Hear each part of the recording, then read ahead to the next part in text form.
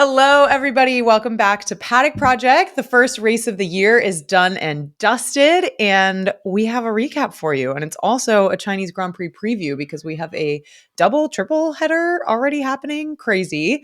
But I am recording with none other than my sister, Sloan. Hello, Sloan. Welcome to the podcast. Hey Tiggy, happy to be here. Yay. You came to the Austin Grand Prix this past year, so you have been to a race. You also came to an IndyCar race, Laguna Seca, with me last year as well. So you've been in and around, but it's your first time on the pod. And one announcement before we dive in is that we released new merch this week. So exciting. It's our Sunday Sweats collection. I'm wearing the sweatshirt and it's got some fun detailing on the sleeves, and there are different colors. There's blue and black for the regular Paddock Project, and then we have a green one for Planet Paddock and an orange one for Progress Paddock. So green for sustainability in motorsport, orange for women in motorsport, and then we have some other fun things, including a shirt for your little ones, introducing Junior Paddock, which is very exciting. So the link will be in our episode description. It's in our Instagram bio, etc., etc. But so excited, and I literally cannot take them off. They're like these sweatsuits that are, the vision was what you would wear to watch a race on Sunday, whether that's 6 a.m. your time, 2 p.m. your time, or midnight your time. And they've been so comfortable. Okay, so we luckily got to watch the Australian Grand Prix live in San Francisco last night. We had a watch party. So that was such a good vibe. We hosted it with West Coast Formula One. So thank you to them for co-hosting with us. Thank you to SFAC, San Francisco Athletic Club, which is right around the corner, Sloan, from your apartment. How convenient. They hosted us. And then Red Bull also gave us lots of fun drinks and hats and stuff to give out. So that was so fun. Shout out to Erin from West Coast Formula One. It's actually a funny story. I found her and West Coast Formula One through the Race Weekend magazine, and I reached out to them because I was like, oh, I just came back from I just moved back to California. Who knew that there were people hosting all these watch parties? So fun to collaborate. We got to scream and gasp and all the things together for a crazy race. People brought bingo cards. People also brought extra screens and headphones. Everybody was fully dialed in. But Sloan, what did you think of the vibe in the race? What a crazy first race of the season. Oh my God, it was so much fun. The venue could not have been more perfect. We had every single screen trained on the race, which actually is the first time I've been to that bar and never seen that before. It was fully for the F1 fans, and everybody came out wearing all their merch and brought the energy. And yeah, it was just a really great time. So fun. Yeah, it's always fun to see a bar packed, especially full of women. And what a great race. We're lucky on the West Coast to get a 9 p.m. start time for a race. So that was a treat. But we're going to go through a bit of a quick, in case you missed it, for anyone who has not had the pleasure of watching this race, because if you have not yet watched it, I highly recommend you do. It was actually insane and very worth the watch. But due to the rain and the chaos, more than half the battle of this race was just staying out of trouble and finishing the race. Everybody started on inters. There was an aborted start due to Isaac's spin on the formation lap, which was so sad. We had a lot of safety cars throughout the race. We had 4 rookie DNFs, 5 if you count Alonso, our forever rookie in our heart, and then Sainz as well DNF'd. The tire strategy was key. Cars were going from inters, which they started on, to slicks and then back to inters, all happening at very crucial moments. And there were lots of safety cars involved. So the timing of that was key. And we had our very first taste of McLaren's flavor of Papaya Rules this season, where Oscar, clearly the faster car at the beginning of the race, and he was within DRS range of Lando, was told to hold position. That was due. We'll talk about that a little bit later in our thoughts on that. But it was interesting that first race this season, we already have some team orders happening. And then the true heartbreak moment was Oscar for his home race, spinning out into the grass relatively late in the race. So he was able to reverse and get back going again, but he did tumble out of the points at his home race when it looked so promising. So that was a bummer, but We got another McLaren win. We had Lando on the top step of the podium. It was not without Max breathing down his neck, finishing within a second of him. And then George Russell, who managed to have a relatively quiet and uninterrupted race, all things considered, rounding out the podium in P3. But for me, I think the real highlights were P4 through P7, where we had Kimi Antonelli, a rookie in P4. He became the second youngest point scorer in history behind Verstappen. We had Albon in P5 in a Williams. We had Stroll in P6 in the Aston Martin. Nico Hulkenberg in P7 in a Kick Sauber. So they must be feeling pretty good. And then notably, we had a Williams and a stake finish ahead of both Ferraris. So we had Charles P8, Oscar P9, Lewis P10, rounding out the top 10. I am currently number 429 in our Grid Rival Fantasy League, so predictions are not going great so far. But it was really fun to play bingo with you all and, of course, live chat in the Discord. So enough of the summary. Let's dive into MVPs. Sloan, who do you got? I'm gonna have to go with Alex. I Yes, our thought it king. was a really great moment for Williams. Obviously, his fifth place finish was huge considering where the team was just a year ago. I thought it was really nice that he gave such a shout out to his strategist. I Including believe he's, Carlos. oh my Carlos, gosh, yeah, that was so fun during the race, just seeing Carlos in there with the headset on. yeah, Um, yeah, I thought it was good, clean driving. He didn't make any major mistakes, and I think yeah, it was just fun to see him start the season off that way. totally. I was looking at some stats. It's Williams' highest finishing position since Spa in 2021. He equaled his entire 2024 points tally in one race, which is crazy. First race of the season. And it's his personal best result since 2020. So great way to start the season. I completely agree with that MVP. I think I'm going to give mine to Kimi Antonelli. He was my driver of the day vote. Just an absolutely incredible performance as a rookie in such a chaotic race. I cannot believe that A, he managed to finish, and B, he managed to finish P4 right behind Russell. I think if I were Toto Wolff right now, I would be feeling pretty good about myself. I'd be feeling very smart. I'd be thrilled with George's result, and then also just very proud of Kimi as the only rookie who really shone in this race. He finished P4. He then had an investigation and subsequent penalty that bumped him to P5. But then upon further review, he was reinstated to P4. So what happened was Mercedes petitioned for a right of review. And then a hearing took place where Mercedes presented what was, I think, a video from the roll hoop camera, which previously was unavailable to the stewards. And so with all of that considered and all the conditions and everything, his P4 was reinstated. So very exciting. Yeah, our MVPs kind of at odds with each other, aren't they, Tiggy? Yeah, I guess we swapped positions. Albon was going to be P4 and then Kimi was reinstated Yeah. to P4. How about your LVP, Sloan? My LVP is gonna have to be the Aussie curse. Oh, Obviously, we didn't see Piastri make the podium, it's and we easy to. obviously didn't have Jack Doohan finishing the race either, so that was unfortunate. Yeah, it's sad. There has never been an Australian standing on the podium at his home race, which is such a bummer because it was really looking close for Oscar there. For my LVPs, I think I'm going to have to give it to the McLaren team order situation and the Ferrari radios. Now, I know the McLaren situation is tough, but we kind of explained already what happened. Oscar was within DRS range of Lando, was definitely the faster car, and then McLaren got on the radio and said, "Hold position." And Oscar said, "I'm the faster car, but okay." And what they told to Lando was that they were going to, I guess for safety reasons, try to clear the back markers, make the tire transition, and then they would be free to race. But by the time that they were free to race, Oscar was many seconds behind. I think maybe confidence issues. He had a little bit of a wobble.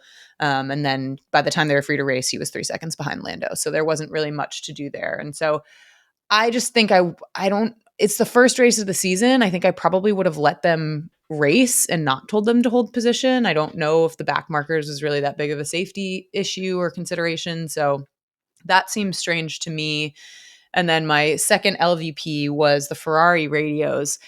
Man, those were tough to listen to. I think we knew reality would hit at some point with, Lewis and all the incredible aura around the team and the rollout before racing started. But of course, there were some tough comments on the radio, and we'll get to some of the details there. But I think that was a little bit tough to hear. And reality definitely snapped back into place after a lot of the incredible vibes over the off season with the Ferrari teammates. And now that we're back into the reality of racing, there's some tough things to listen to. So for hot takes, I think I was 0 for 4 on my predictions. I said that Oscar would win, did not happen. Said Lewis would be P2, did not happen. I said Lando would be P3. I had him in P3. Obviously, he did win the race, so I guess I don't think I even get a half a point for that. And then I said Williams double points, so only 1 of 2 for that as well. Rough for me. So jumping into practice, very quick highlights. I think really the two main talking points were Ollie Berman crashed twice, which was a big bummer. Maybe some nerves, and it's always tough when you get a little bit of shaky confidence after crashing once. And he's a rookie. There's a lot to do, but of course we saw him jump into several races last year and didn't really have any issues. So hopefully this is just kind of first full season jitters and he'll be back. The other main talking point from practice was Sainz was looking really quick and Williams was looking pretty good. It was clear from practice that the gravel was punishing, especially at turn 6. I think Laura Winter had a quote that she said, "It's a track that bites back." And it definitely did. We saw a little bit of that, of course, with the rain and some of the grass and the gravel trips that we saw in the race. But it is sort of a punishing track. And then one of the other things I noticed right away from practice was the Louis Vuitton branding. Sloan, what did you think of that? It's hilarious, especially considering we just split a bottle of Ferrari Trento just an hour before in honor of the switch. So seeing that immediately on the track was a funny little jump scare. Yeah. And I think I asked maybe on TikTok what people thought of it. And I was seeing some comments in the Discord, and people were really torn. I think some people liked it. I personally would much rather look at Louis Vuitton branding than some of the other sponsor options that are out there. But I think some people thought it wasn't as fun or innovative or inventive as people were hoping because it is LVMH, it is Louis Vuitton. They probably could have done something absolutely incredible, but I thought it was very clever. I liked it. It was all over, so it was hard to miss. But let's jump into quali. The spreads were tight, but there were not a lot of clean laps to go around. Everyone sort of had little wobbles and things here and there. McLaren was pretty quickly showing their speed and laying their cards on the table. I think they were about 4 tenths ahead of the rest of the field at one point. And so it was kind of clear that McLaren from the get-go has a very, very strong car when it comes to pace. For Q1 knockouts, we had Ocon, Berman, Antonelli, Lawson, and Hulkenberg. Berman had a gearbox issue, so he couldn't even partake. Yeah, it was actually interesting. The rookies I didn't necessarily expect to make it through to Q2 were the ones who made it. Isaac Hajar, Jack Doohan, and Gabriel Bortoleto. I feel like we've heard so much more about Liam Lawson and Kimi Antonelli, and Berman, of course, didn't even get the chance to participate. But it was cool to see some of the underdog rookies, so to speak, make it through to Q2, though they all did get out in Q2. So for Q2 knockouts, we had Bortoleto, Hajar, Doohan, and both Aston Martins, Alonso and Stroll. Hamilton took a spin in Q2, which caused a yellow flag, and that ruined the last flying lap for a couple of drivers, most notably Doohan, who was on a pretty good lap at that point. But notably, both Williams made it into Q3, which was very exciting. We had 7 constructors in Q3, but notably, of course, no Aston Martins. And it was down to Piastri and Norris at the end. Oscar got provisional pole. The crowd went wild, but then literally a split second later, Norris bested him for pole. So we had Norris on pole. We had Oscar P2, a McLaren front row lockout, which was a great way to start the season. And then we had Verstappen, Russell, Yuki Tsunoda, Albon, Leclerc, Hamilton, Gasly, and Sainz rounding out the top 10. But a question that I was asking myself after quali was about the Racing Bull versus the Red Bull. Obviously, Max is insane in terms of pace, but Yuki up there was looking pretty good. So I was like, is the Racing Bull faster than the Red Bull on pace? And where is Liam Lawson? So we'll talk a little bit more about that later, but I thought that was super interesting to see and good for Yuki to be up there. Okay, so some talking points for the race. I think first off, rain always delivers. It was an insane rainy intro to the season. I think it was Erin who said this while we were watching, but she was like, everything and nothing is happening. And it felt so true. Like there were so many crashes, so many spinouts, but it also felt like we weren't really getting much in terms of who's fast, who's not. Like it's really hard to tell pace in a race situation like that. So I feel like we still don't fully know who's looking amazing given those conditions. One thing that jumped out to me right away was the graphics are way better this year. I think better pit stop graphics where you can actually see the timing of the pit stop and then also how long that they've been going for the pit. So not just the actual like wheel change. That's usually 2 to 3 seconds. I also really like the exclamation points for under investigation and the penalties. So that was really cool to see. But I think the first talking point I want to discuss is the rookies. So we talked about Isaac Hedjar out on the formation lap and the aborted start there. He clearly was very emotional coming out of the car. There's so much that leads up to this moment for a first time rookie in a Grand Prix.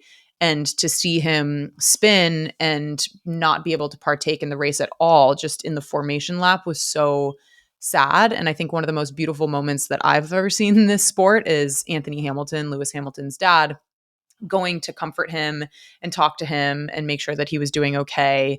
It just makes so much sense that that man is the person who raised Lewis Hamilton. But I thought it was such a beautiful moment, and contrasting that display of pure humanity with comments like Helmut Marko saying that it was a cry fest and it was embarrassing. Like you can just see two very different extremes of the sport. And I was really disheartened to see those comments by Helmut Marko. And someone did message us about David Coulthard and Julian Palmer. I guess apparently didn't have the best comments on it either. I personally didn't hear those, but if that's the case, that's disappointing that you can't give rookies some grace in a situation like this where he was clearly emotional and upset. And you can have your own opinions about how to handle that, but until you're in that situation, I think it's pretty hard to judge. But yeah, the reaction at the bar, Sloan, I feel like was crazy. Yeah, you had half the room being like, "Oh, come on, get yourself together," and then a lot of Yeah. other people being like, "This poor guy, it's his first race," and it was just you never know how you're going to handle that until you're in their shoes. 100%. And then Jack Doohan crashed on the first lap, and then Carlos spun out, which made the rookies look a bit better. Williams mechanics in the garage were just so sad. But then, as we talked about, Carlos put his strategist hat on and helped make the call to switch to inters for Albon, which helped him to the P5 position that he finished in. And then Berman finished, but he finished last. So it was just him and Kimi who finished the race. And Kimi is arguably the only one who had a decent race. But I think the thing I want to discuss here is, should we have expected more from the six rookies, or was this too chaotic of a race and too chaotic of conditions to have any expectations at all? I think my personal opinion is it depends on the driver. I think I personally would have expected maybe more from a Liam Lawson, for example. Kimi blew me out of the water in terms of expectations. But I think for a lot of the others to be thrown into this as your first race, I give them grace on this. And I think that it's hard to have too high of expectations in a situation like this. And hopefully they took it as a learning opportunity and will come back stronger, and we'll see how they fare in China. But I think it's worth giving them a pass on this one, just given how crazy it was. And I mean, I'm not as tapped into the whole universe of F1, F2 as you are, but wasn't F2 rained out? Weren't there other races canceled before this? Yeah, they definitely have had bad conditions in F2 as well, but I think it's different being in a Formula One car. It's just a totally different beast. It's a totally different sport. Like, I feel like personally only so much you can prepare to jump into your first race in a Formula One car with all the moving pieces and then add all the crazy conditions and happenings to that. I feel like it's hard, but I also understand the perspective of like, this is the big leagues and you got to be able to handle it. And I just think when you have someone like Alonso and Carlos Sainz, who are veteran drivers, also not finishing and spinning out, I think you have to give them a little bit of a pass personally. Okay, next big topic of conversation. So we talked about this a little bit, But the Papaya Rules situation, or whatever flavor of team orders that McLaren showed us in Australia, again, they told Oscar to hold position theoretically to be able to clear the back markers. But I feel like it was kind of an excuse and not super understandable. And they didn't give him favorable pit stop strategy either. And this was his home race. And I don't think that they should have given Oscar preferential treatment necessarily, but I think they definitely should have just let them race. I don't really understand why they felt the need to do that. And I think one interesting question there is, like, would Oscar have potentially won or even been on podium if they had let him pass Lando from that very first opportunity? Yeah, I mean it's hard to say. In those conditions, they were probably trying to be a little bit more conservative about it and secure the 1-2 and just weren't ready to fight it out at that point. One other McLaren note is that someone put in our Discord, and I agree with this, that it seems like Lando had practiced his starts over the offseason. So that was fun to see. Lando taking it to max and being able to stay ahead. He didn't get passed on any of the starts. So I loved that improvement there. Let's talk about Ferrari. So Hamilton's comments after the race was that it went a lot worse than I thought it would go. And both Ferrari drivers throughout the race were telling their engineers to basically leave them alone. And the Ferrari radios were just wild. Like, there was, of course, the Charles moment. How could we not talk about that earlier than this point in the podcast? But when Charles goes, "Is there a leakage?" And the Ferrari engineer goes, "What leakage?" And he goes, "There's water in my seat." And the engineer goes something like, "It's water." And then Charles goes, "Let's add that to the words of wisdom." Like, how unhelpful can you be? People were dying in the bar over that, I felt like. Like, yeah, it's raining. Yeah, it's raining and it's wet, but that doesn't mean his seat should be filling with water. Like, he shouldn't be drowning, for so to speak. The other one was they kept trying to get Lewis to use the K1 button, which I don't know if everyone heard that so many times, but they kept being like, okay, K1, K1. K1 is the overtake button on the Ferrari steering wheel. And I guess they wanted Lewis to use it for data, for practice. So as he was getting closer, he could press that button and do the overtake situation, but he kept being like, "I'm not close enough and I will leave me to it. Like, let me handle it." He just wouldn't leave him alone. And I felt like it was just kind of bad vibes on the radio between the Ferraris and their engineers. They just needed to leave them alone at a certain point, I think. Yeah. And then the strategy as well. So Liam and Gabriel Bortoleto spun out on one of the laps, which gave the Ferraris basically a free pit stop, but that didn't seem to help them much because Ferrari kept them out on slicks for too long, gave them mixed messaging about the rain. Lewis on the radio was like, kind of, "You wasted time not pitting me to inters. Like, you didn't say the rain was going to be this bad." And so that was not great. And on top of all of that, it just didn't seem like they had great pace. I think Lewis really couldn't get out of his starting P8 position for a really long time. He was stuck behind Albon, and he did swear on the radio, but I'm not sure if he was fined for that or not. So we'll find out. The last main talking point, I feel like, for the race is the Red Bull pace. So there were some questionable tire strategy choices, putting Max on the mediums when everyone else was on the hards when they switched to slicks, and then trying to keep him out on the slicks for really long instead of switching him back to inters when they probably should have. And that said, it was good enough for Max to almost take the win. So I guess there's only so much you can criticize their strategy there, because Max was so close to finishing P1. I think one more lap and it was probably possible. Yeah, Sloan, I feel like the vibe in the bar for the last 2 laps of that race was insane. People's heart rates were very elevated. I think the last thing on Red Bull is this question of Yuki versus Liam. Obviously, they picked Liam for the seat. Liam did not qualify super well, did not perform well in the race. Yuki outqualified him and also outscored him in terms of points. And Yuki actually had an incredible race and then got kind of fumbled on a pit stop where he tumbled out of the points. But he was looking good. And I wonder how fast that Racing Bull car is, how fast, how much that's reflecting Yuki's performance, so to speak, versus maybe just the car pace in and of itself.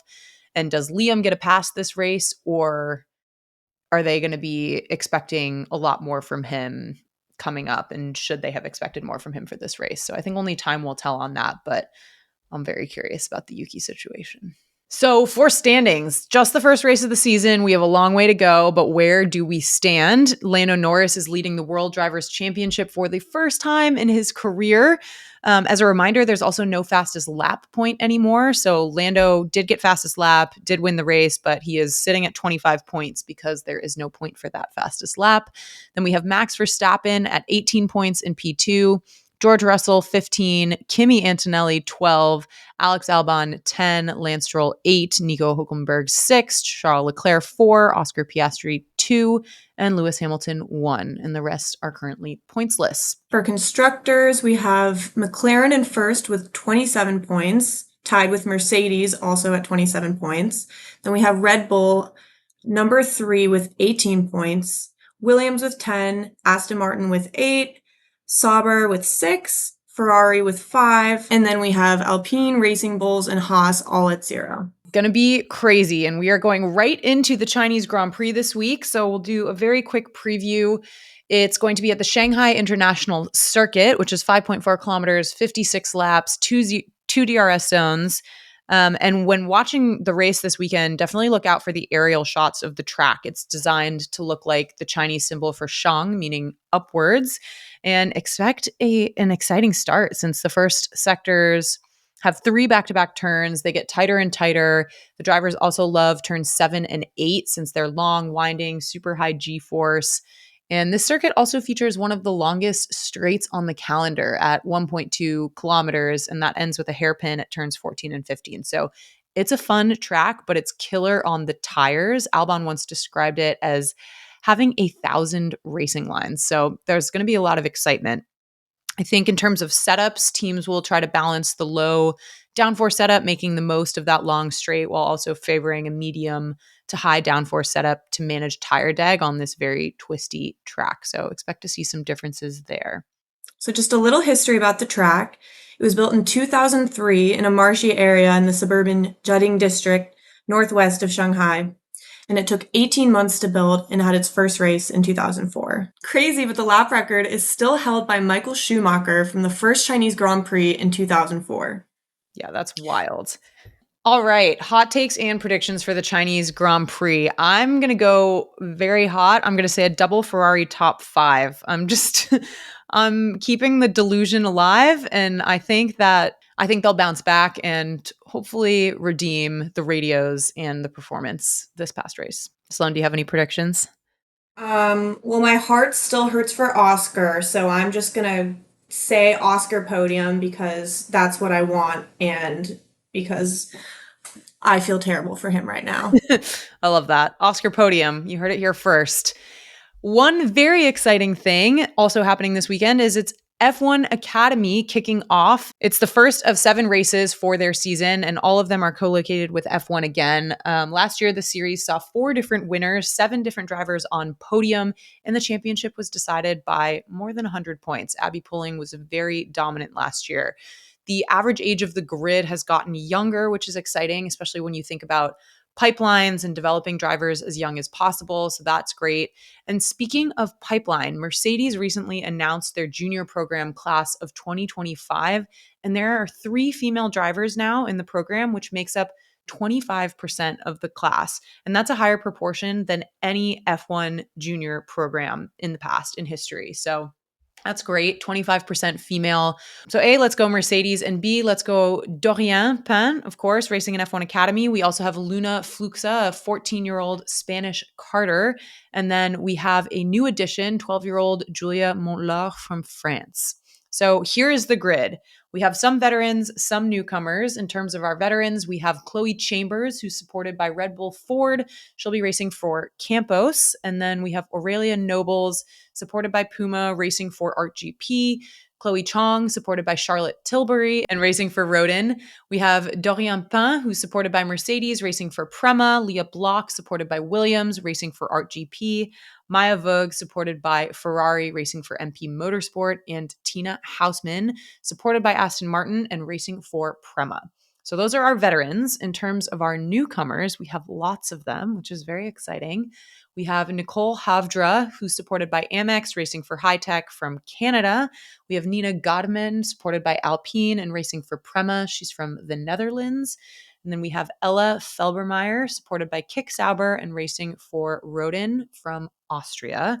Courtney Crone, an American who is supported by Haas and racing for Art GP. Ava And yes, Enosiadis, supported by Tagyur and racing for High Tech from Australia. Alba Larson, supported by Tommy Hilfiger and racing for MP Motorsport. She's from Denmark. And Rafaela Ferreira, supported by RB, racing for Campos from Brazil. And Ella Lloyd, supported by McLaren, racing for Rodin from the UK. Alicia Palmowski, supported by Red Bull and racing for Campos, also from the UK. And then we have Wei Shi, supported by Juice Sports, racing for High Tech. She's from China, so this will be a home race for her, which is very exciting.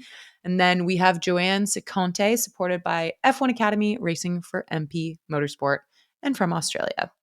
So just a reminder of the race weekend format. It actually has changed a bit this year. So we have 2 free practice sessions of up to 40 minutes each, 2 races, one qualifying session for both races. That lasts for 30 minutes. And in qualifying, each driver's fastest lap will set the grid for race 2. And the starting grid for race 1 will be set by reversing the top 8 drivers from qualifying. So that's always a fun little surprise and mix up. So drivers in 9th to 18th will start where they qualified, but drivers 1 through 8 will be reversed for race 1. And 2 points will be awarded to the driver that is shown on pole position on the final grid for race 2. And then, of course, the races 1 and 2, both 30 minutes long. For race 1, points will be awarded up to the top 8 classified drivers in a sliding scale of 10 points for the winner, then 8 and down to 1 point for P8. And then for race 2, a little bit different. The top 10 drivers will score 25 points all the way down to 1 point, respectively. And in each race, a point will be awarded for the fastest lap. So they're still keeping the fastest lap point in F1 Academy, even though they have said goodbye to it in F1. But I'm so excited to see these ladies out on track in China. It's going to be a super fun, action-packed weekend, and we'll be back to recap it. So thank you all so much for listening to the Australian Grand Prix recap. We are finally back. We'll be recapping every race as per usual, hopefully with episodes coming out on Mondays, sometimes Tuesdays, to be determined, but we'll get it to you as fast as we possibly can. And Sloan, thank you so much for joining. It's so fun to chat. thank you.